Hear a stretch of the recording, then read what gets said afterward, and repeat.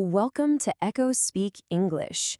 Ever wondered how to talk about what you're doing right now in English? Today, we're talking about meeting someone for the first time, and we're going to break down one of the most useful tools for having a great conversation, the present continuous tense. So let's just imagine a real situation. You run into a friend you haven't seen for a little while. The conversation? It might go a little something like this. Hi, it's good to see you. What are you doing these days? Hi, I am studying English at the moment. It's really interesting. Okay, let's just pause right there for a second. Did you catch that? That little phrase, I am studying English? Well, that is a perfect example of the present continuous. Exactly. You know, that phrase, I am studying, it isn't just a random bunch of words. Nope. It follows a really simple and, honestly, a powerful rule in English grammar. Let's break it down together. And the formula?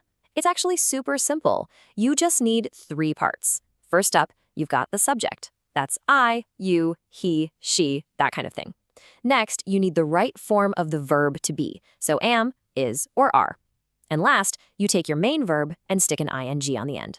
So, I plus am plus studying gives us I am studying.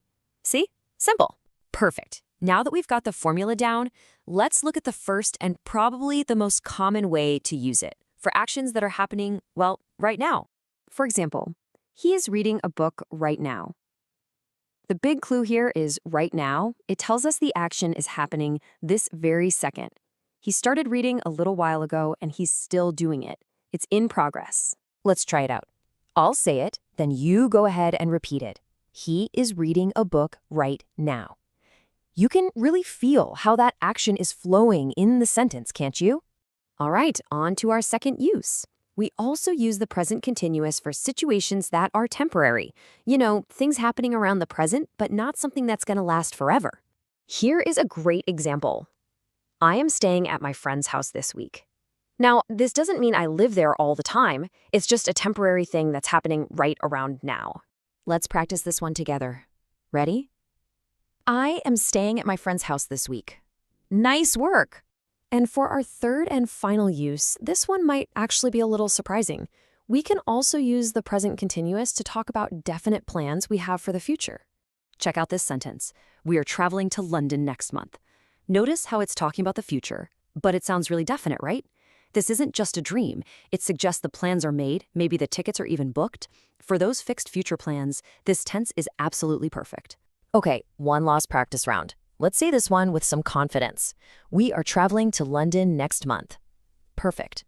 Now let's talk about a really common mistake. And hey, this is just a friendly tip to help you sound more natural and be a little more accurate when you speak. This slide shows a tiny mistake that makes a really big difference.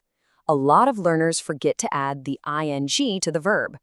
They might say something like, she is cooked dinner, but you always have to remember that rule. It's got to be the verb plus ing. So the correct sentence is, she is cooking dinner. So let's do a quick recap. The most important thing is to remember these 3 main uses. You use the present continuous for actions happening right now, for temporary situations, and for definite future plans. Got it? And that is your guide to the present continuous.